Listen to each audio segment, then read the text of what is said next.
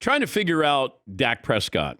It always feels like when we say, oh, where is he? A top 10 quarterback. He's around 10. Why isn't he higher, or what's missing for him to move up the quarterback ladder, in your opinion? One, the scrutiny is so intense that we're going to question ourselves even when we believe what we see with our eyes. That's what happens when you wear the star on your helmet. Dak Prescott suffers from that. Also, Dak Prescott has had a ton of resources, but not all of them at the same time. Let's just remember this. When he had the offensive line that was young and balling, and Ezekiel Elliott was balling when he was young, he didn't have a defense. Then all of a sudden, you start to see some of the holes in Ezekiel Elliott and the offensive line. Then you start seeing flashes from the defense.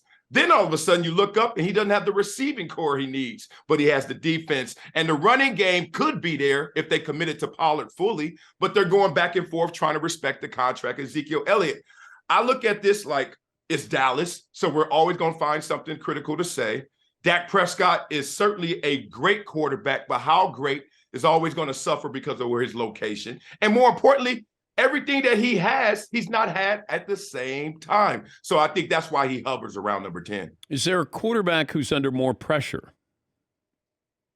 I can't name him. I don't see anybody else. And the pressure is because people won't give you your flowers. The pressure is when anything goes wrong, you're the reason it goes wrong, even if it's defensively, even if it's in coaching and making mistakes on the sidelines, somehow, some way, because Dak Prescott is the quarterback of the Cowboys, we find a way to get to him. And being real about it, as a player, I would feel like that is on the media at large, because the media at large knows what's the jackpot.